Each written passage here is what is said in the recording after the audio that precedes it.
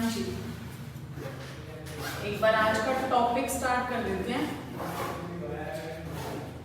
उसके बाद में फुल चैप्टर की रिवीजन लास्ट में करा देते हैं, ठीक है।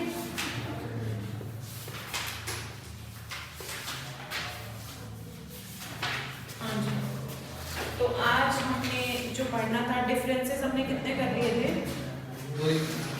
दो किए थे, पार्टनरशिप वर्सेस कंपनी और पार्टनरशिप वर्सेस क्लब, ठीक है। आज जो हमने डिफरेंस पढ़ना है वो पढ़ना है पार्टनरशिप वर्सेस एचयूएफ। देखो एचयूएफ के बारे में थोड़ा सा हमने फिर बात भी की थी। किसमें हमने बात की थी? जब हम ट्रू टेस्ट पढ़ रहे थे, ट्रू टेस्ट का जो फर्स्ट पॉइंट था उसमें था एग्रीमेंट, कि पार्टनरशिप किससे क्रिएट होती है? एग्रीमेंट से, स्टेटस से क्रिएट नहीं होती। जैसे एचयूएफ में जब बच्चा पैदा होता है तो उसको स्टेटस मिल जाता है कि वो बड़ा होने के बाद एचयूएफ का मेंबर बनेगा, लेकिन पार्टनरशिप में ऐसा जरूरी नहीं है। पार्टनरशिप में अगर आपको मेंबर बनाना है, पार्टनर बनाना है उसको, तो आपको उसका नाम कहाँ पर लिखना पड़ेगा? एग्रीमेंट में लिखना पड़ेगा, तभी वो आपका पार्टनर बन सकता है। यानी कि एग्रीमेंट में नाम है तो पार्टनर बनेगा, अदरवाइज उसके स्टेटस से उसकी पार्टनरशिप अराइज नहीं होती है, ठीक है। तो सबसे पहले तो देखो, जब भी कोई डिफरेंसेस आते हैं, अगर आपको कुछ और भी याद नहीं आ रहा ना, तो सबसे पहले तो मीनिंग लिखना शुरू कर दिया, ठीक है। पहले डिफरेंस में जब भी कभी कंपनी के साथ में आएगा या क्लब के साथ में जो डिफरेंस आएगा, सबसे पहला पॉइंट मीनिंग का ही लिख दिया, ठीक है। अब हम यहाँ पर आते हैं मोड ऑफ क्रिएशन, जो मैंने अभी तुम्हें बात बताई है कि क्रिएट कैसे होती है पार्टनरशिप और एचयूएफ कैसे क्रिएट होती है। पार्टनरशिप आपकी एग्रीमेंट से क्रिएट होती है और एचयूएफ आपकी स्टेटस से ही क्रिएट हो जाती है। स्टेटस का मतलब पैदा हुआ तो मेंबर बन गया, और जब उसकी डेथ हुई तो वो मेंबरशिप से हट गया, ठीक है। तो partnership is created by an agreement. और हिंदू फैमिली में क्या होता है, हिंदू अनडिवाइडेड फैमिली में, the right in the joint family is created by status, means it's creation bye birth in the family. जैसे ही पैदा हुआ उसको उसकी मेंबरशिप मिल जाती है।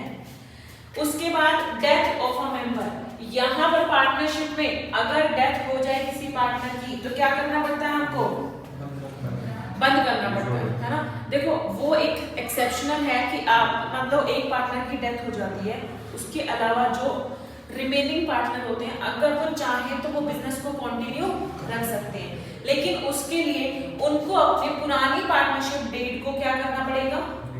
चेंज करना पड़ेगा। उसमें से वो डिसीज्ड पार्टनर का नाम को हटाना पड़ेगा, यानी कि कहीं ना कहीं उस पर इफेक्ट तो पड़ा ना। तो यहाँ पर पार्टनर की डेथ होने की वजह से पार्टनरशिप क्या हो जाती है? डिसॉल्व हो जाती है। पार्टनरशिप का मतलब क्या है? जो पुराना पार्टनरशिप एग्रीमेंट है वो डिसॉल्व हो जाता है, ठीक है। और अगर सारे पार्टनर मान लो डेथ हो जाती है सबकी, तो पूरी पार्टनरशिप फॉर्म ही हमारी डिसॉल्व हो जाती है, बंद हो जाती है, ठीक है। एचयूएफ में क्या होगा? क्या एचयूएफ में किसी मेंबर की डेथ हो जाने से बिजनेस बंद हो जाता है? नहीं ना। कोई भी बड़ा मेंबर है जो बड़ी एज में है, सीनियर सिटीजन है, उसकी अगर मान लो डेथ हो जाती है तो उनका शेयर हट जाता है, लेकिन हमारा एचयूएफ बिजनेस जो है वो कॉन्टिन्यूअसली चलता रहता है। तो यहाँ पर कोई इफेक्ट नहीं पड़ता, लेकिन यहाँ पर इफेक्ट पड़ता है टैक्स से, ठीक है। चलो next point is management. Partnership में कौन मैनेज करता है बिजनेस को? पार्टनर्स, या तो सारे मिलकर या कोई एक मिलकर लेता है, बाकी सब नहीं करते हैं। वो उनकी आपस की कंसेंट है कि कैसे उन्होंने मैनेज करना है। लेकिन एचयूएफ में क्या होता है? कौन मैनेज करता है? हेड ऑफ द फैमिली, है ना। यहाँ पर कौन मैनेज करता है? Head of the family. और जिसको हम अपनी लैंग्वेज में क्या बुलाया करते थे? कर्ता, है ना। तो कर्ता के पास ये अधिकार होता है, कर्ता के पास ये राइट होता है कि वो एचयूएफ के बिजनेस को मैनेज करके चलता है, ठीक है। हाँ जी, the right of the management of joint family business generally vests in the karta, the governing male member और female member of the family. ये देखो इसके आगे 1 नंबर करके लिखा हुआ है, और 1 नंबर की एक्सप्लेनेशन नीचे लिखी हुई है कि अमेंडमेंट हुई थी हिंदू सक्सेशन एक्ट में उसने क्या किया था, title all adult members Hindu males and females to become co-partners in HUF. They now enjoy equal rights of inheritance due to his amendment on 1st February. Justice Nazmi Waziri gave a landmark judgment which allowed the eldest female co-partner of an HUF to become its कर्ता. ये amendment हुई थी देखो बाद में, जहां पर female member को भी अलाउ कर दिया गया था कि अगर कोई मतलब जो बड़ा है, हेड ऑफ द फैमिली, अगर कोई लेडी रह गई है तो आप उसको कर्ता बना सकते हो, ठीक है। तो उनको भी इक्वल राइट मिल चुका है, मेल के साथ साथ फीमेल को भी इक्वल राइट मिल चुका है। Next difference is authority to bind, और यहाँ हमेशा बाइंड का मतलब क्या होता है, लाइबल बनाना किसी को, है ना। जैसे मैंने प्रिंसिपल एजेंट के रिलेशन में बात की थी कि एजेंट अपने काम से प्रिंसिपल को बाउंड करता है। बाउंड करने का मतलब ही क्या होता है, उसको लायबल ठहराना। जैसे एजेंट ने मान लो कोई लोन लिया तो उसकी रीपेमेंट की लायबिलिटी किसके ऊपर आती है, प्रिंसिपल के ऊपर, प्रिंसिपल के ऊपर आती है ना। तो यानी कि एजेंट अपने लोन लेने के काम से प्रिंसिपल को बाउंड कर रहा है, यानी कि प्रिंसिपल को उसके लिए लायबल बना रहा है, ठीक है। तो यहाँ ध्यान रखना, हमेशा बाउंड करने का मतलब क्या होता है, लायबल बनाना। तो यहाँ पर अथॉरिटी मतलब पावर, किसके पास पावर है लायबिलिटी को क्रिएट करने की, यहाँ पर बोलो हर एक पार्टनर के पास। मान लो कोई लोन लेने का काम कर रहा है, वो दूसरे पार्टनर को बाउंड कर रहा है, तो दूसरा बंदा कोई और चीज संभाल रहा है तो वो बाकी के पार्टनर्स को बाउंड कर रहा है। तो हर एक पार्टनर अपने काम से बाकी सारे पार्टनर्स को बाउंड करता है। लेकिन एचयूएफ में देखो, जो मैनेज करेगा वही तो लायबल बनाएगा ना, है ना। मैनेज कौन कर रहा है, कर्ता। मान लो कर्ता गया बैंक में लोन लेने, ठीक है, लोन की रीपेमेंट के लिए सारे मेंबर्स इक्वली लायबल होंगे। जैसे मान लो शेयर करते हैं प्रॉफिट्स को, प्रॉफिट्स अगर वो शेयर करते हैं इक्वली, 10 मेंबर है, मान लो 10 मेंबर प्रॉफिट 10 लाख का था, 1 लाख अगर सारे लेते हैं तो बैंक से लोन लेने अगर करता गया था तो लायबिलिटी 10 के 10 मेंबर पे इक्वली फॉल करेगी, ठीक है। आप प्रैक्टिकली देखोगे तो वो करता ही पे करता है, बट अगर आप थ्योरेटिकली लॉ जो देखोगे, जब डिस्प्यूट आते हैं तब आपको लॉ पढ़ने की जरूरत पड़ती है। तो लॉ ये कहता है कि 10 मेंबर के ऊपर इक्वल लायबिलिटी आएगी, ठीक है। Next, liability. पार्टनरशिप में पार्टनर्स की लायबिलिटी कैसी होती है, लिमिटेड या अनलिमिटेड? अनलिमिटेड, है ना।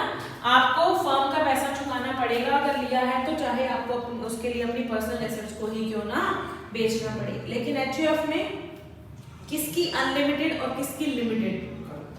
कर्ता की रखनी चाहिए अनलिमिटेड। क्यों? क्योंकि वो हमारे बिजनेस का मैनेजर है। तो एचयूएफ में only the liability of karta is unlimited and the other co-partners are liable only to their extent of their share in the profits of the family business. ध्यान रखना, लायबिलिटी के लिए इक्वल हकदार रहेंगे, लेकिन यहाँ पर इक्वल हकदार तो रहेंगे, लेकिन सिर्फ बाकी लोग जो हैं को-पार्टनर्स हैं, जो बाकी मेंबर्स हैं, वो सिर्फ लिमिटेड एक्सटेंट तक जितना उनका हिस्सा है उतनी ही लायबिलिटी पे करेंगे। लेकिन अगर मान लो लोन आपका करोड़ों में पहुंच गया, मेंबर से लेने के बाद अभी भी अमाउंट कुछ पे करना बचता है, तो वो वाली लायबिलिटी किसके ऊपर आएगी? कर्ता के ऊपर। आ रही बात समझ? जैसे होता क्या है, यहाँ हमने मान लो एक बैलेंस शीट बनाई, उसमें हमने इधर एसेट्स दिखाई और यहाँ लायबिलिटी दिखाई, ठीक है। यहाँ पर हमारा लोन मान लो आ रहा था 1 करोड़ का, ओके, 1 करोड़ का। हमारे यहाँ पर एसेट्स भी कुछ थी, मान लो आपकी 40 लाख की एसेट्स थी, ठीक है।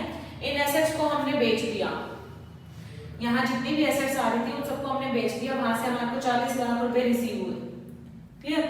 अब लोन पे करना है, 1 करोड़ में से 40 लाख तो कहां से निकल गया? एसेट्स में से, बाकी बचा 60 लाख। अब आप मेंबर्स को क्या कहोगे, 10 मेंबर को, कि आप अपना हिस्सा डालो।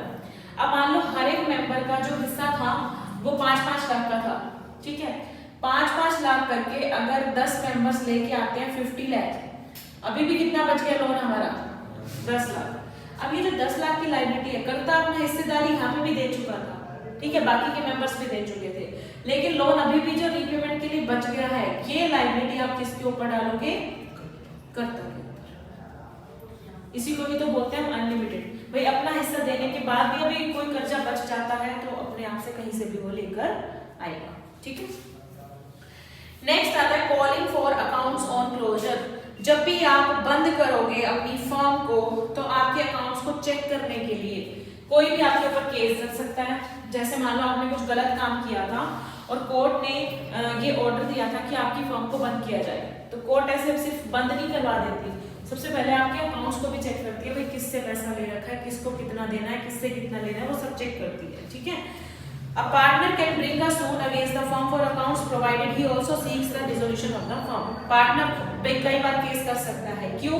देखो मान लो पार्टनर को लगता है कि मुझे मेरे हिस्से की एसेट्स नहीं मिली, मुझे मेरे हिस्से का प्रॉफिट नहीं मिला। ठीक है, तो पार्टनर ने क्या किया, कोर्ट में गया और फर्म के ऊपर केस कर दिया कि इस फर्म के अकाउंट्स चेक करवाए जाए।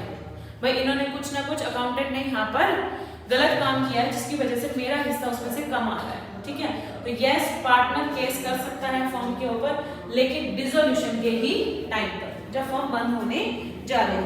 ठीक है, और यहाँ पर हिंदू अनडिवाइडेड फैमिली में on the separation of the joint family a member is not entitled to ask for account of the family business।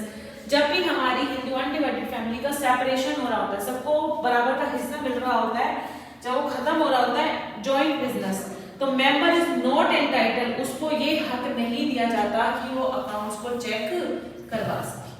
ठीक है, पार्टनर्स जहां पर एंटाइटल है अकाउंट्स को चेक करवाने के लिए, लेकिन वही एचयूएफ के मेंबर्स एंटाइटल नहीं है अकाउंट्स को चेक करवाने के लिए। ठीक है, next difference is governing law. इसको कौन मैनेज करता है, कौन सा law? Indian partnership act 1932। HUF को कौन सा लॉ संभालता है? उसको संभालता है हिंदू लॉ। ठीक है, उसके अकॉर्डिंग इसके सारे प्रोविजंस चलते हैं।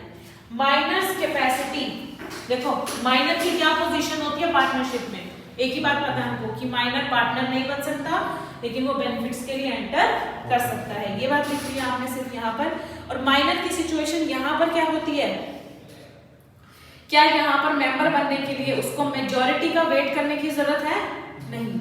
यहाँ पर मैंने बताया ना, पैदा होते के साथ में ही वो मेंबर बन जाता है क्योंकि उसको स्टेटस मिल जाता है। ठीक है, तो joint Hindu family has the continuity till it is divided. जब तक ये डिवाइड ना हो जाए तब तक ये मैं आगे पहुंच गई।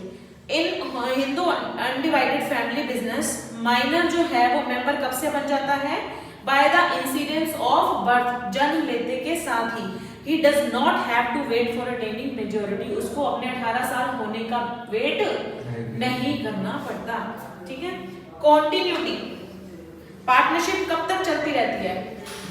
जब तक ये सारे पार्टनर्स की या तो डेथ ना हो जाए, या फिर सारे पार्टनर्स इंसॉल्वेंट ना हो जाए, या फिर पार्टनर्स की इच्छा तक, जब उनका मन करे तब वो डिसॉल्व कर सकते हैं। तो कॉन्टिन्यूटी बतानी है। और जॉइंट हिंदू फैमिली कब तक आपकी चलती रहती है? जब तक कि वो अलग ना हो जाए, है ना, जब तक उनका सेपरेशन ना हो जाए। डेथ से कोई फर्क पड़ता नहीं है, तो इसलिए ये चलती ही रहती है। डेथ से कोई फर्क नहीं पड़ता है यहाँ पर। यहाँ तो सिर्फ तभी जॉइंट हिंदू फैमिली बिजनेस खत्म होता है जब उनका सेपरेशन वाली नौबत आती है। ठीक है, नंबर ऑफ मेंबर्स पार्टनरशिप में मैक्सिमम कितने? 50। और यहाँ पर है कोई लिमिट? बच्चा तो पैदा होता ही रहेगा ना उस बिजनेस में। ठीक है, तो यहाँ पर आपकी कोई लिमिटेड नंबर ऑफ मेंबर्स नहीं होते हैं। बिजनेस जो चलता है वो अनलिमिटेड मेंबर्स के द्वारा ही चलाया जाता है। शेयर इन द बिजनेस, यहाँ पर जो प्रॉफिट में शेयर है या जो पार्टनरशिप फर्म में मेरा हिस्सा है वो कहाँ लिखा जाता है? पार्टनरशिप में एग्रीमेंट में जितना % लिखा गया उतना मेरा डिसाइडेड मान लिया जाता है। लेकिन एचयूएफ में हिस्सा कैसे डिसाइड होता है? देखो जैसे मैंने अभी बताया, यहाँ मैंने प्रॉफिट कमाया 10 लाख का। ठीक है, कितने मेंबर्स थे? 10 मेंबर्स थे। अब बताओ हिस्सा कितना हो गया? सबको 1-1 लाख मिलेगा बराबर का, है ना। तो सबको हमने 10 लाख रुपए बांट दिए 1-1 लाख करके, तो हमारा यहाँ पर 1:1 करके चला। ठीक है, अब वही बात सुनना जरा, यहाँ पर एक पर्सन की डेथ हो गई, कितने मेंबर्स रह गए? 9 रह गए। अब ये 10 लाख का प्रॉफिट कितनों में बटेगा? 9 पर्सन में, है ना। बढ़ जाएगा ना हर एक पर्सन का कुछ शेयर, क्योंकि देखो जो मेंबर यहाँ पर मरा है, जिसकी डेथ हुई है, उसका हिस्सा सबको बराबर में मिल जाएगा।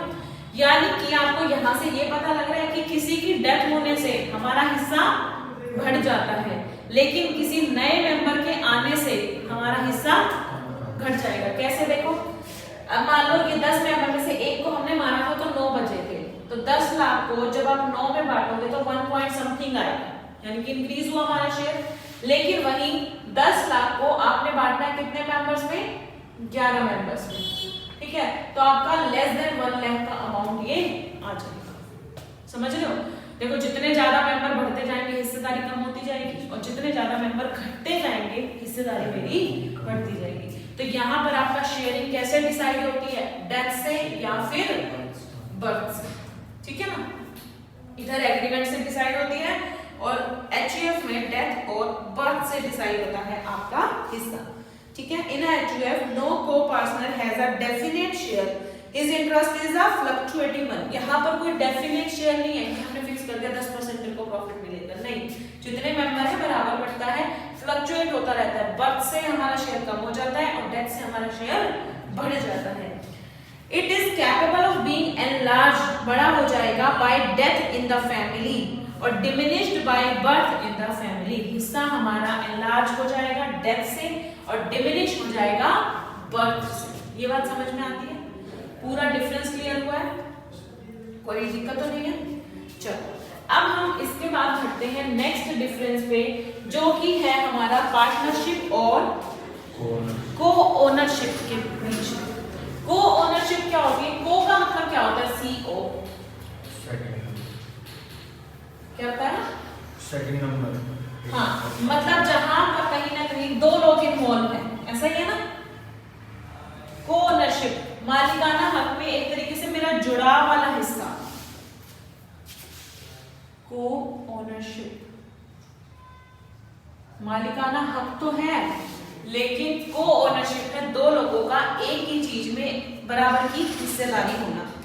फॉर्मेशन कैसे बनाई जाती है? सीधी सी बात है, पार्टनरशिप आपकी कैसे बनती है? एग्रीमेंट से, चाहे वो एक्सप्रेस हो, चाहे वो इम्प्लाइड हो, चाहे ओरल हो, चाहे रिटन हो। लेकिन को ओनरशिप या तो आपकी एग्रीमेंट से हो सकती है या बाय ऑपरेशन ऑफ लॉ हो सकती है, such as by inheritance. Inheritance का मतलब क्या है? एक प्रॉपर्टी थी एक फादर की, ठीक है, फादर की प्रॉपर्टी, फादर के जो ब्रदर थे, मतलब चाचा हो गए ना, इन दोनों की हिस्सेदारी थी, ठीक है। एक ही प्रॉपर्टी में ये घर बना हुआ था, जूम कर लेना, ठीक है, एक झोपड़ी सी है। यहाँ पर एक घर था, इनमें यहाँ पर इन दोनों का बराबर का हिस्सा था। अब ये फादर हो गए एक्सपायर, क्या हो गए? एक्सपायर हो गए। तो यहाँ पर चाचा के साथ को ओनरशिप किसकी हो जाएगी? बताओगे? भाई मान लो फादर ने अपना जो लिख के गए थे वो कि डेथ के बाद जो मेरा हिस्सा है वो किसके पास आ जाएगा? मेरे सन के पास, ठीक है। अब सन और ये चाचा ये मिलकर हिस्सेदार हो गए किसमें? इस प्रॉपर्टी में। ये भी तो को-ओनरशिप हुई। पहले इन दोनों के बीच में को-ओनरशिप थी, उसके बाद ये ट्रांसफर होकर किसके बीच में हो गई? सन और चाचा के बीच में। तो को-ओनरशिप आपकी एग्रीमेंट से भी हो सकती है, ऑपरेशन ऑफ लॉ से भी हो सकती है। एग्रीमेंट का मतलब फादर लिख के गए थे कि मेरे पास सन के पास में ही जाएगी ये प्रॉपर्टी, ये तो हो गया एग्रीमेंट। और ऑपरेशन ऑफ लॉ, मान लो कुछ बोल के नहीं गए थे, लेकिन लॉ ये कहता है कि उनके मरने के बाद यहीं पर इस प्रॉपर्टी का हिस्सा ट्रांसफर होना चाहिए। भाई उन्होंने पैसा लगा रखा था तो उनका बेटा आगे इनकम लेगा ना उसमें से, ऑब्वियस सी बात है। चलो, जब खरीदी थी ये प्रॉपर्टी तो पापा और चाचा ने मिलकर इकट्ठा पैसे लगाए थे। अब उससे जो रेंटल इनकम आ रही है खाली चाचा तो नहीं ले सकते, अब पापा चले गए तो उसका बेटा ही लेगा ना। तो या तो लॉ यही कहता है कि अगर वो एग्रीमेंट बनाकर नहीं गए तो उसके सन के पास ही ये इनहेरिटेंस में चली जाएगी, ठीक है। इम्प्लाइड एजेंसी, इम्प्लाइड एजेंसी का मतलब वही प्रिंसिपल और एजेंट का रिलेशन। पार्टनरशिप में एजेंसी का रिलेशनशिप होता है, एक पार्टनर अपने काम से दूसरे पार्टनर को बाउंड करता है। लेकिन को ओनरशिप में क्या ऐसा होता है? भाई मैंने कोई काम कर दिया, उसकी वजह से क्या मेरा भाई लायबल होगा? नहीं, जब तक आपकी सहमति ना हो, तो ब्रदर कहे कि हाँ ठीक है हम इस प्रॉपर्टी को थोड़ा सा और अच्छे से रेनोवेट करते हैं, उसके लिए हमें लोन की जरूरत पड़ेगी, ठीक है, तो हम दोनों की कोऑनरशिप के नाम पे लोन ले लेते हैं, तब तो दोनों लायबल हैं, तब तो दोनों लायबल हैं। लेकिन ओनली फादर अपनी खुद की इच्छा से जाकर लोन ले आए और अपना काम शुरू कर दिया, क्या वो चाचा को लायबल ठहरा सकते हैं? नहीं, क्योंकि प्रिंसिपल एजेंट का रिलेशनशिप यहाँ पर नहीं होता। दोनों अपने काम करने के लिए फ्री तो हैं, एक दूसरे को बाउंड नहीं कर सकते। आपसी सहमति हो तभी केवल बाउंडेशन आ सकती है, ठीक है।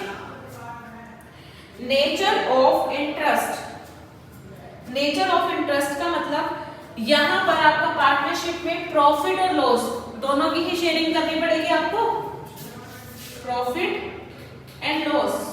अगर प्रॉफिट में हिस्सेदारी रख सकते हो तो लॉस में भी आपको हिस्सेदारी रखनी पड़ेगी।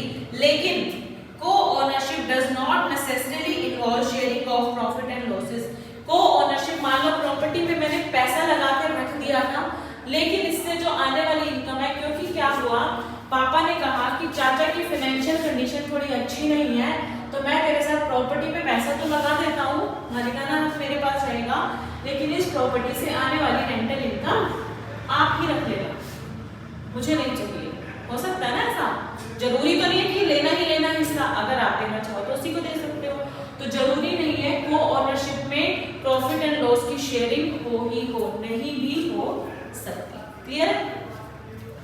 ट्रांसफर ऑफ इंटरेस्ट, बेचना, अपने हिस्से को बेचना।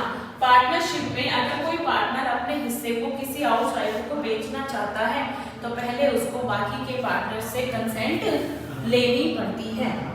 लेकिन को ओनर ट्रांसफर कर सकता है अपना हिस्सा प्रॉपर्टी में बिना उसकी कंसेंट के। ब्रदर ने अपना हिस्सा किसी थर्ड पार्टी को बेच दिया फादर से पूछे बगैर ही, यस वो कर सकता है, उसके ऊपर ऐसे कोई बाउंडेशन नहीं है। मेरा हिस्सा था, मैंने पैसे लगा रखे थे, मैंने अपना हिस्सा किसी और को बेच दिया, अब तुम उसके ओनर बन गए। क्लियर है? हाँ जी, ये था आपका ओनरशिप के साथ में डिफरेंस। नेक्स्ट आता है पार्टनरशिप वर्सेस एसोसिएशन। एसोसिएशन कोई बहुत बड़ी चीज नहीं है, एसोसिएशन मतलब कोई ग्रुप है, कुछ नंबर ऑफ पर्संस का ग्रुप जो सेम मोटिव के लिए काम करते हैं। तो यहाँ पर सबसे पहले डेफिनेशन इन्होंने लिख दी कि पार्टनरशिप क्या क्या है। Partnership means and involves setting up relation of agency between two और मोर पर्सन, और वो क्या करेंगे, प्रॉफिट लॉस शेयर करेंगे। लेकिन एसोसिएशन क्या है? Association involves out of social cause, यानी कि सोशल पर्पस के लिए बनाई जाने वाली एक संस्था है जहां पर हमारा मोटिव प्रॉफिट अर्न करना नहीं होता है। Intention is not to enter in a business for gain, कोई बिजनेस सेटअप की भी कोई इंटेंशन नहीं होती है, ना ही प्रॉफिट अर्न करना हमारा मोटिव होता है। सिर्फ सोसाइटी को सर्व करना हमारा मेन पर्पस होता है। एग्जाम्पल दे रखे हैं कि पार्टनरशिप में क्या एग्जाम्पल बनाओगे, भाई कोई भी पार्टनरशिप फर्म चला दी, बिजनेस ऑन कर दिया और आपकी वो पार्टनरशिप फर्म का एग्जाम्पल हो गया। लेकिन एसोसिएशन का एग्जाम्पल, जैसे कोई चैरिटेबल सोसाइटी है, कोई रिलीजियस एसोसिएशन है, आपने देखा होगा ये मंदिर की संस्था बना दी जाती है, जो भी पैसा इकट्ठा होता है मंदिर के निर्माण में ही लगता है, वो है ना, मंदिर में कोई टूट ठीक करानी है उसी में वो पैसा लगाया जाता है। तो ये आपका सोसाइटी को सर्व करने के लिए जो एसोसिएशन बनाई जाती है, ये उनकी बात की जाती है, ठीक है। कुछ भी हो सकती है वो, religious association, improvement scheme, building corporation और mutual insurance society, trade protection association. ये ट्रेड प्रोटेक्शन एसोसिएशन जो मैंने आपको उस दिन मार्केट एसोसिएशन के बारे में एग्जांपल भी दिए थे, है ना, हर एक मार्केट की अपनी एक एसोसिएशन बना दी जाती है जो उन्हीं के ऊपर पैसा लगाती है, उन्हीं से कलेक्ट करके। क्लियर है? तो यहाँ पर हमारे सारे डिफरेंसेस हो जाते हैं ओवर, ठीक है, यहाँ पर हमारे सारे डिफरेंसेस हो जाते हैं ओवर। क्लास मेरा फर्ज है आपको चैप्टर करवाना पूरा, ताकि आप लोगों को ये ना लगे कि हमें मैम ने ये छुड़वा दिया, ठीक है, लेकिन मैंने आज तक पेपर में इनमें से कोई ऐसा डिफरेंस आते नहीं देखा है, ठीक है। एक मेन डिफरेंस जो आपका कंपनी के साथ में है, उनमें से कभी कोई क्वेश्चन बन जाए तो बन जाए, अदरवाइज डायरेक्ट डिफरेंस आना बड़ा मुश्किल होता है, क्योंकि केस लॉज बनाना, फिर टिपिकल क्वेश्चन तैयार करना पेपर के लिए बहुत सारी चीजें हैं। खाली वो डिफरेंस पूछ के आप लोगों को क्यों एक मौका देंगे पास होने का, है कि नहीं। चलो अब हम बात करते हैं किसकी, टाइप्स ऑफ पार्टनर्स। ये भी आपने पढ़ा हुआ है, कितने टाइप के पार्टनर होते हैं, पढ़ा हुआ है। चलो आज हम इसको फिर से रिवाइज कर लेते हैं। सबसे पहले हमारा जो पार्टनर आता है वो आता है एक्टिव पार्टनर। नाम से ही पता चल रहा है आपको, एक्टिव मतलब काम करने वाला, जो हमारे पार्टनरशिप फर्म के बिजनेस को मैनेज करता है, जिसके ऊपर पूरी रिस्पॉन्सिबिलिटी होती है, जो भी काम करने हैं इसी ने करने हैं, जितने डिसीजन लेने हैं इसी ने लेने हैं, उसको हम बोलते हैं एक्टिव पार्टनर। अब एक बात ध्यान रखना, मैं जितने भी यहाँ पर पार्टनर बताऊंगी, जितने भी, ठीक है, लायबिलिटी हर पार्टनर की रहेगी, क्योंकि मैंने आपको शुरू से ही बता दिया कि पार्टनरशिप फर्म में प्रिंसिपल और एजेंट का रिलेशन होता है। मान लो ए बी सी 3 पार्टनर है एक फर्म में। ए यहाँ पर हमारा एक्टिव पार्टनर है जो सारी मैनेजमेंट को संभालता है, ठीक है। बी हमारा यहाँ पर स्लीपिंग पार्टनर है जो कोई काम नहीं करता, सिर्फ पैसा लगाकर छोड़ दिया उसने। तो क्या अगर मान लो ए इस पार्टनरशिप फर्म को संभाल रहा है, तो संभालने के लिए मान लो उसको बैंक से लोन की भी जरूरत पड़ी, फर्म के नाम पे लोन लिया, फर्म पे खर्च कर दिया। अब इस लोन की रीपेमेंट क्या सिर्फ ए को ही चुकानी पड़ेगी, बताओ?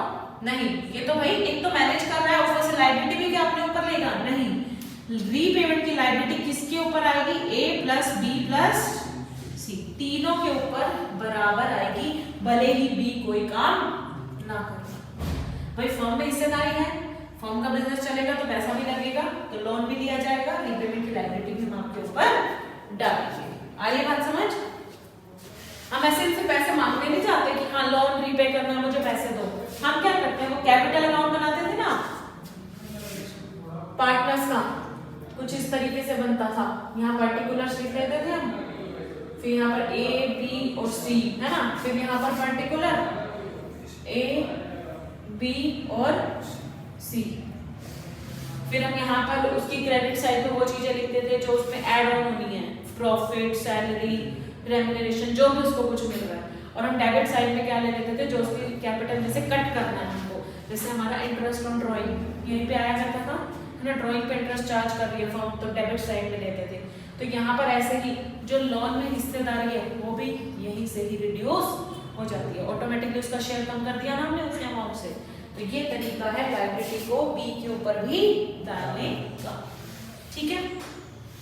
तो एक्टिव पार्टनर वो होता है जो ऑर्डिनरी कोर्स ऑफ बिजनेस को संभाल रहा है, लेकिन लायबिलिटी सभी मेंबर्स की बराबर होती है।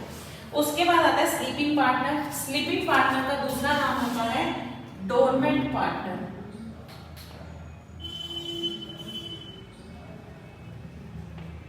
डोरमेंट पार्टनर का मतलब क्या है?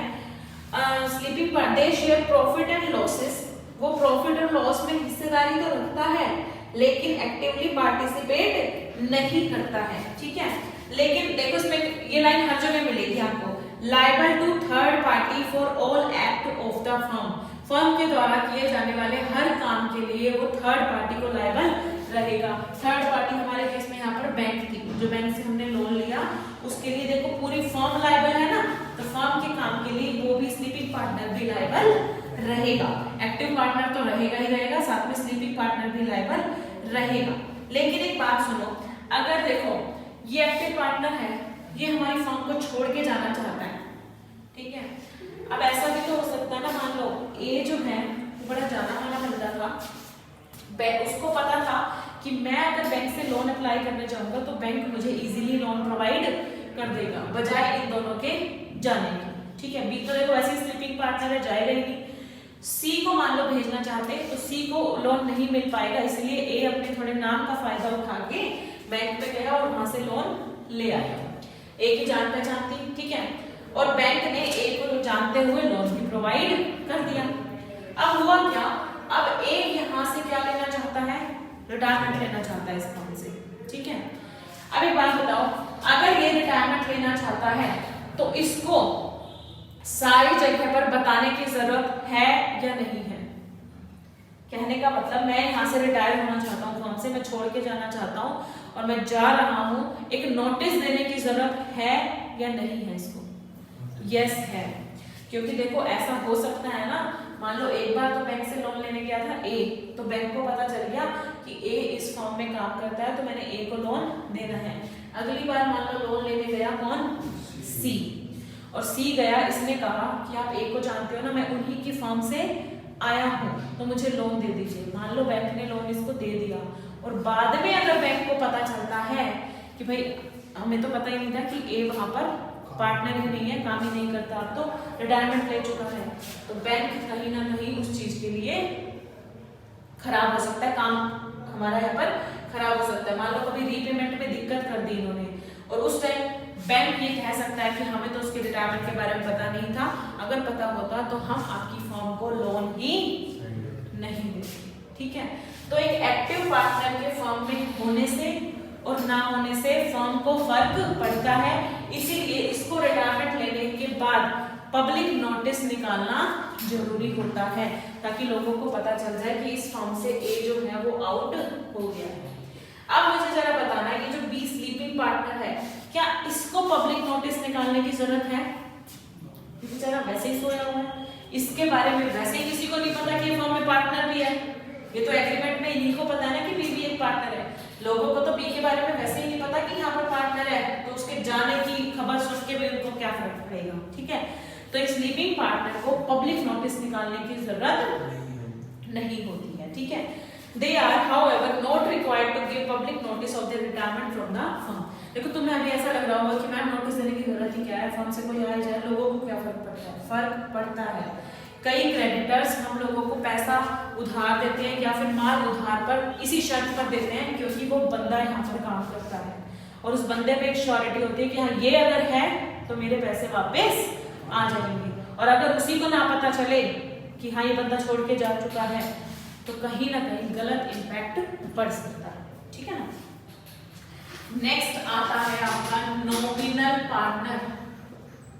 नॉमिनल पार्टनर, नॉमिनल पार्टनर का मतलब क्या है? कुछ लोग होते हैं ना जिनका सिर्फ नाम होता है, लाइक शाहरुख खान है ना।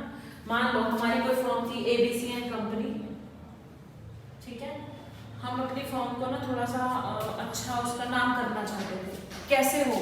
एक छोटी सी फर्म है, इसका नाम कैसे हो? मान लो हम यहाँ पर शाहरुख खान से कहें कि आप अपना नाम हमारे यहाँ पर दे दो। नाम देने का मतलब हमारे एग्रीमेंट में आप पार्टनर बन जाओ, कोई पैसे मत लाओ, कुछ मत करो, बस अब अपना नाम दे दो, क्योंकि उसके पता लगने से कि शाहरुख खान ABC कंपनी में पार्टनर है, हमारी फर्म की इज्जत कुछ ज्यादा ही बढ़ जाएगी।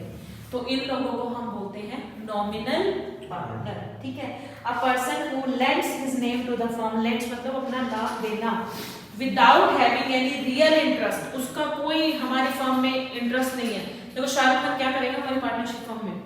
1-2 लाख के प्रॉफिट लेके वो क्या करेगा? इतना कमाई करता है नहीं।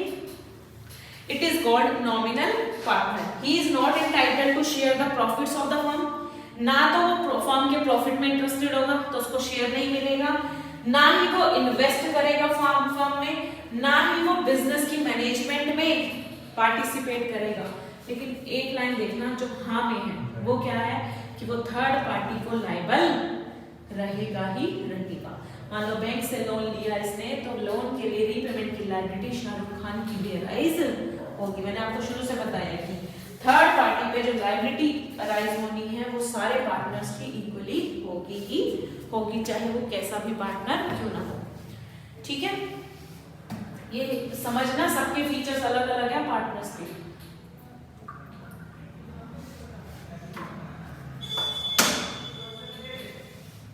मैं ना यहाँ पर वो बना देती हूँ, मैंने लास्ट टाइम भी बनाया था तो एक डिफरेंस बन गया था।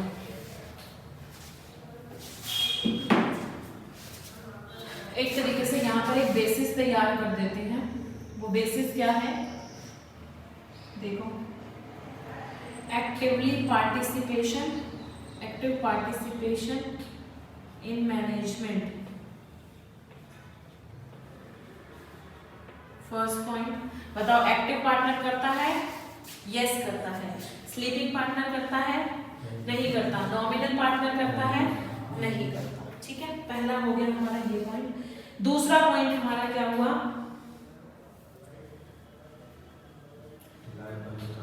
हाँ, liability liable to third party, यही बना दे।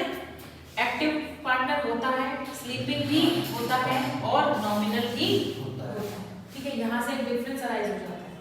अच्छा, अब एक बार हम आगे पढ़ते हैं। Profit partner in profits only, मैं एक बार ये बेसिस भी बना देती हूँ। Sharing of profits and losses. ठीक है, क्या प्रॉफिट लॉस में इसकी हिस्सेदारी होती है? यस। स्लीपिंग की होती है? यस। लेकिन क्या नॉमिनल की होती है? नहीं। मैंने कहा ना शाहरुख खान प्रॉफिट में भी हिस्सा नहीं लेता। चलो, partner in profit only. In profit only का मतलब नाम से पता चल रहा है, एक ऐसा पार्टनर जो सिर्फ और सिर्फ क्या लेगा? प्रॉफिट, यानी कि लॉसेस में उसकी हिस्सेदारी नहीं होगी। ऐसे भी पार्टनर हो सकते हैं। A partner who is entitled to share the profits only without being liable for the losses is known as partner for profits only, and also liable to third party for all acts of the firm, for all acts of the profits only. Profit के लिए जो liability arise हुई थी उसमें इसका हिस्सा होगा। यानी कि यहाँ पर मैं एक नाम बना रही हूँ, पार्टनर इन प्रॉफिट ओनली। देखो यहाँ पर इसका पार्टिसिपेशन हो भी सकता है और नहीं भी हो सकता। ऐसा तो नहीं कहा ना कि वो पार्टिसिपेट नहीं करता, कर भी सकता है और नहीं भी कर सकता। लायबिलिटी टू थर्ड पार्टी, ये तो रहेगी ही रहेगी। और sharing of profit and loss, profit के लिए तो हाँ है, लेकिन लॉसेस के लिए इसकी हाँ नहीं है। ठीक है, समझ में आया? लॉसेस में हिस्सेदारी नहीं रहेगी, सिर्फ प्रॉफिट में हिस्सेदार होगा, लेकिन थर्ड पार्टी पे इसकी लायबिलिटी हमेशा रहेगी ही रहेगी। नेक्स्ट पार्टनर जो है वो आपका है इनकमिंग पार्टनर।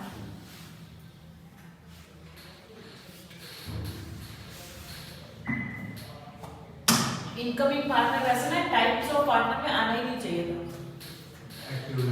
है ना? वो इनकमिंग पार्टनर इन तीनों चारों में से ही किसी का हिस्सा होगा, है ना? इनकमिंग का मतलब क्या है? जो हमारी फर्म में एडमिशन लेने जा रहा है वही पार्टनर। तो वो एक्टिव भी हो सकता है, वो स्लीपिंग भी हो सकता है, वो नॉमिनल भी हो सकता है, वो पार्टनर प्रॉफिट्स हो सकता है। तो ये टाइप्स ऑफ पार्टनर मेरे हिसाब से नहीं आना चाहिए, बट है आपके मॉड्यूल में, तो आप इसको ऐसे ही करो। ठीक है, तो इनकमिंग पार्टनर मतलब जो पार्टनर हमारी फर्म में एंटर होने जा रहा है बाकी सारे पार्टनर की कंसेंट से, इच्छा से। Such a partner is not liable, कब लायबल नहीं है? For the acts of the firm done before his admission. Obvious सी बात है ना, उसके आने से पहले आप जितने कांड कर चुके हैं उसके लिए लायबल कौन रहेगा? पुराने वाला पार्टनर। उसकी लायबिलिटी नए सिरे से शुरू होगी। ठीक है, उसके बाद आता है आउटगोइंग पार्टनर। आउटगोइंग मतलब बाहर जाने वाला पार्टनर। ये कौन होगा? या तो वो रिटायरमेंट के थ्रू बाहर जाता है या फिर जब उसकी डेथ हो जाती है। ठीक है, तो इसको हम बोलते हैं आउटगोइंग पार्टनर। अब इसकी लायबिलिटी आप कब तक रखोगे? जब तक वो था, मतलब जब वो रिटायर हो गया तो उसकी लायबिलिटी खत्म। सही बोल रही हूँ? रिटायरमेंट तक की लायबिलिटी रहेगी, उसके बाद अब सुनना मेरी बात, इस चीज में एक मॉडिफिकेशन करूंगी। यहाँ पे रिटायरमेंट हो रही है, एक बार डेट बोल रही हूँ मैं, ठीक है आपको। ये रिटायरमेंट आज डेट क्या है? 30। इसकी रिटायरमेंट हो गई थी 21 को।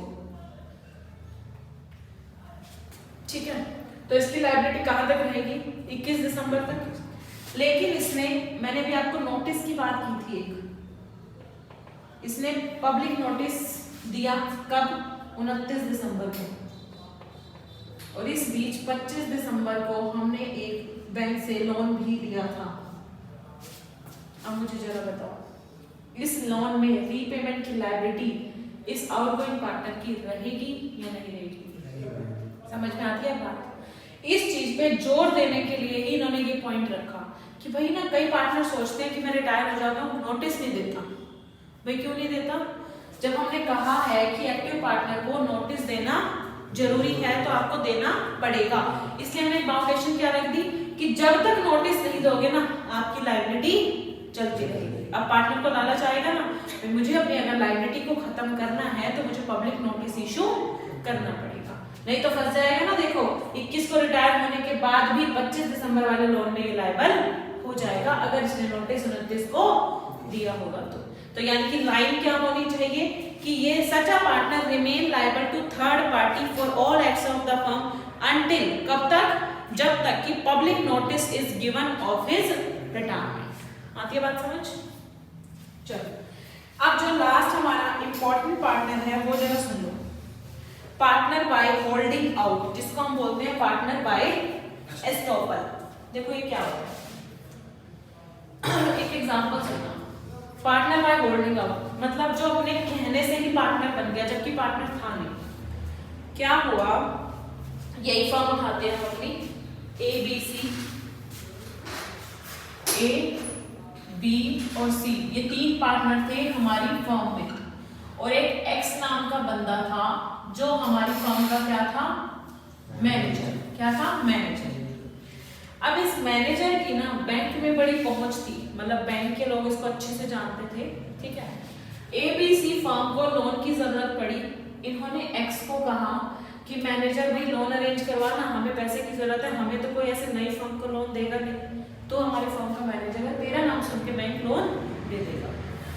अब बैंक में इसने बात की, मतलब इसको ये पता था, बैंक में इसने बात नहीं की, एक्स मैनेजर को ये पता था कि भाई मैं उसको बैंक के मैनेजर को ये बोलूंगा कि मैं इस फर्म का मैनेजर हूं तो वो मुझे कभी लोन नहीं देगा। भाई मैनेजर की कोई लायबिलिटी थोड़ी होती है लोन में रीपेमेंट की लायबिलिटी किसकी होती है, पार्टनरशिप। तो बैंक को खतरा तो रहेगा ना, भाई पार्टनर पे करे ना करे बाद में एक्स को भाग जाएगा कि मैं क्या करूं, तुमने उसको लोन दिया था। तो क्या सोचा इन्होंने, ये सारे ही गए बैंक में, ABC तीनों ही गए, साथ में एक्स को भी ले गए, ठीक है।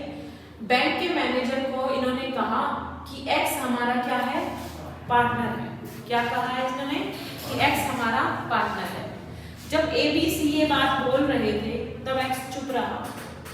चुप रहने का मतलब क्या है कि जो बात ABC ने कही है वो बिल्कुल ठीक है। भाई अगर मना करता तब हम कहते ना कि उन्होंने रोका उसको। जब एक्स चुप रहा तो यानी कि ABC ने जो बात कही कि एक्स हमारा पार्टनर है, यानी कि वो बात बिल्कुल सही है। तो बैंक को क्या लगेगा, इस फर्म के 4 पार्टनर हैं ABC प्लस एक्स, तो उन्होंने क्या किया, लोन इसको दे दिया, ठीक है। अब जब बात आई लोन के रीपेमेंट की, बैंक गया लोन की रीपेमेंट लेने इनकी फर्म में, तो पार्टनर्स बोले कि हमारे पास पैसा नहीं है, ठीक है। बैंक गया, साथ में भाई ABC भी खड़े थे, वहां पे एक्स भी था, उन्होंने कहा हाँ भाई चौथा पार्टनर तो तू है, बता भाई पैसे। उसने कहा मैं तो इस फर्म में पार्टनर हूँ ही नहीं, मैं तो इस फर्म का मैनेजर हूँ, तो मैं कैसे लोन की रीपेमेंट कर सकता हूँ। तो बैंक ने कहा जो मुझे स्टेटमेंट दी गई थी वो मैंने रिकॉर्ड कर रखी है आपकी, जब आप बात कर रहे थे तो मैंने वहां पर रिकॉर्डिंग रखी थी और उस रिकॉर्डिंग में क्या बोला गया था कि ABC के साथ एक्स भी पार्टनर है, तो एक्स को लोन की रीपेमेंट करनी पड़ेगी। आगे बात समझ। तो यहाँ पर बैंक ठीक है, बैंक ही जीतेगा इस केस को अगर केस हो जाता है तो। क्यों? क्योंकि अगर इसने बोलने दिया कि हाँ एक्स पार्टनर है तो यस एक्स पार्टनर है और लोन की रीपेमेंट में चारों का बराबर हिस्सा होगा। आती है बात समझ? ठीक है ना। तो या तो ये चुप रहे, उनको बोलने दें, या फिर कई बार क्या होता है मैनेजर खुद ही जाकर बोलता है बैंक में कि मैं इस फर्म का पार्टनर हूं तो प्लीज इस फर्म को लोन प्रोवाइड कर दिया जाए। लेकिन ऐसे झगड़ों से बचने के लिए आजकल बैंक प्रैक्टिकली क्या करता है, सबसे पहले आपका एग्रीमेंट की कॉपी ही मांगता है। भाई वहां तो एक्स का नाम दिख जाएगा ना, है या नहीं है, अगर होगा तो पार्टनर हो, उस कॉपी को मैं उसकी कॉपी बना के रख लेते हैं हम लोग पार्टनरशिप एग्रीमेंट की, और वही एक हमारे पास प्रूफ होता है कि पार्टनरशिप के लोन के रीपेमेंट की लायबिलिटी किस किस पार्टनर के ऊपर आएगी। तो ये थ्योरेटिकल कंसेप्ट है, प्रैक्टिकली ऐसा कुछ नहीं होता है, क्योंकि बैंक आपको ऐसे बातों पे लोन नहीं देता, पूरे डॉक्यूमेंट्स जमा करवाता है। ये है आपका पार्टनर बाय होल्डिंग आउट, ठीक है। इसको अगर पढ़ लेते हैं, इसके जो ब्लॉक्स है ना वहां से पढ़ो, सब कुछ समझ में आ जाएगा। ब्लॉक्स वाले हमें when a person represent himself, ये पर्सन कौन है, एक्स। कौन है ये, अब इसको एक्स पढ़ना, इसको एक्स ही समझ के बात करना। When a person represent himself, जब कोई पर्सन अपने आप को रिप्रेजेंट करे या नोइंगली परमिट्स हिमसेल्फ, या जानते हुए भी अपने आप को वो पार्टनर बनाने के लिए परमिट कर दे। समझ रहे हो ना, एक्स ने एबीसी ने जब बोला कि एक्स पार्टनर है तो उसने परमिशन दे दी कि हाँ तुम ठीक कह रहे हो, नोइंगली परमिट कर दे to be represented as a partner in the firm when in fact he is not. भाई उसने परमिट कर दिया कि आप मुझे पार्टनर बोल सकते हो अपना, भले ही वो उस फर्म में पार्टनर नहीं था, तो ही इज लायबल, वो लायबल रहेगा किसकी तरह, पार्टनर की तरह, टू एनीवन, एनीवन यानी कि बैंक हो गया यहाँ पर, who on the faith of such representation, जिस बैंक ने इस रिप्रेजेंटेशन पर विश्वास करके कि एक्स भी उस फर्म का पार्टनर है, आपको आपकी फर्म को लोन प्रोवाइड किया था, यानी कि एक्स की भी लायबिलिटी साथ साथ रहेगी एबीसी के साथ मिलकर। आती है बात समझ? ये ब्लॉक्स में ही पूरी डेफिनेशन लिखी हुई है और आराम से समझ में आ जाएगी। अब इसका जो एग्जांपल है वो आप घर से करके आओ, ठीक है? एग्जांपल नंबर 4 और एग्जांपल नंबर 5 एक बार समझ के आएंगे, उसके बाद मैं पूछूंगी कि क्या था इस एग्जांपल में, ठीक है? अच्छा, आज की क्लास में जो हमने किया वो था 2-3 डिफरेंसेस किए थे हमने, partnership versus HUF, partnership versus ownership और पार्टनरशिप वर्सेस एसोसिएशन। उसके बाद हमने पढ़ा है टाइप्स ऑफ पार्टनर, जिसमें active partner, sleeping partner, nominal partner, partner in profits only, और फिर वो इनकमिंग आउटगोइंग पार्टनर, और उसके बाद पार्टनर बाय होल्डिंग आउट, जो कि इंपॉर्टेंट है। कई बार केस लो इस पार्टनर बाय होल्डिंग आउट में से बन जाता है। ये जो एग्जांपल है ना, कई बार ये एग्जांपल में नाम चेंज करके क्वेश्चन बन के आ जाता है, ठीक है? तो इसकी आंसर फ्रेमिंग भी आप पढ़ के आओगे, क्या इसका सॉल्यूशन दिया गया वो पढ़ के आओगे, आपके दिमाग में बैठ जाना चाहिए, ठीक है?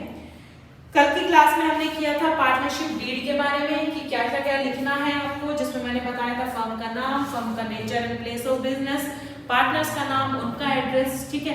Profit sharing ratio, interest on capital drawing loan, और जितने भी तरीके के प्रोविजन अगर आपको एग्रीमेंट में लिखने हैं वो आप लिख सकते हो। उसके बाद हमने पढ़ी थी काइंड्स ऑफ पार्टनरशिप, 2 बेसिस थे, on the basis of duration and on the basis of purpose, ठीक है? ड्यूरेशन के हिसाब से 2 तरीके की थी, फिक्स्ड पीरियड की पार्टनरशिप और अनलिमिटेड पीरियड की। अनलिमिटेड पीरियड की पार्टनरशिप को हम क्या बोलते थे, पार्टनरशिप एट विल, और फिक्स्ड पीरियड के लिए आप एग्रीमेंट बना सकते हो। और on the basis of purpose आपकी 2 थी, जनरल और पर्टिकुलर। जनरल मतलब जो आप जनरल बिजनेस चलाते हो पार्टनरशिप फॉर्म में, और पर्टिकुलर मतलब एक पर्टिकुलर प्रोजेक्ट तक वो पार्टनरशिप है, प्रोजेक्ट कंप्लीट होते ही मेरी पार्टनरशिप भी क्या हो जाएगी, खत्म हो जाएगी। कल हमने 2 डिफरेंसेस किए थे, पार्टनरशिप वर्सेस कंपनी के बीच में और पार्टनरशिप वर्सेस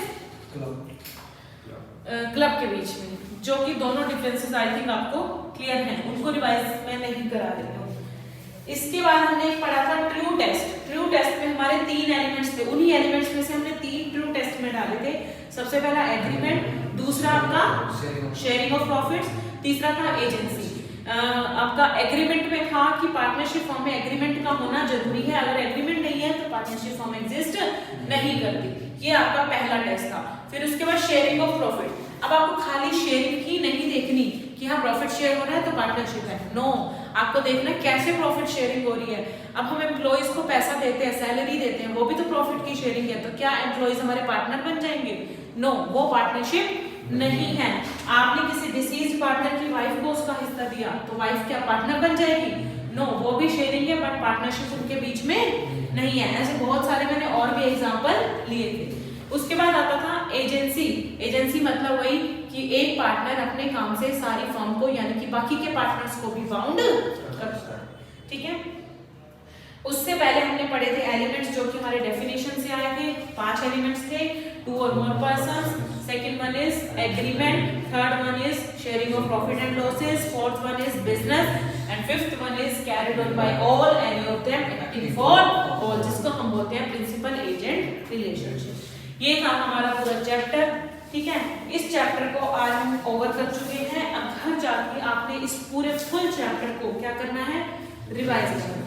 आज की क्लास का ही नहीं बल्कि पिछली 2 क्लासेस का भी अगर आप आज रिवाइज कर लोगे तो ये आपका चैप्टर पूरा कवर हो जाएगा, तैयार हो जाएगा, कहीं कोई दिक्कत नहीं आएगी। और सबसे बेहतर जो बात हो जाएगी, आप जब इस चैप्टर की फुल रिवीजन कर लें, इसके सिर्फ 2 डिस्क्रिप्टिव क्वेश्चन है। कितने? 2 डिस्क्रिप्टिव क्वेश्चन है जिनको आपने करके आना है घर से। ठीक है। ठीक है। आपको क्या पढ़ना है, सबसे पहले तो जब आप क्वेश्चन पढ़ोगे उसके बाद आपको आंसर निकालना है कि क्या होना चाहिए। ठीक है, आंसर निकालने के बाद आप ये देखोगे कि मैं क्या लिख रहा हूं और बुक क्या आंसर दे रही है।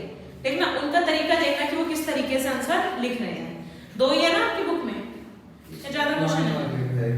इसमें है ही नहीं, कोई बात नहीं, नई वाली में से देख लोगे तो दो आपको क्वेश्चंस मिल जाएंगे। क्लियर है?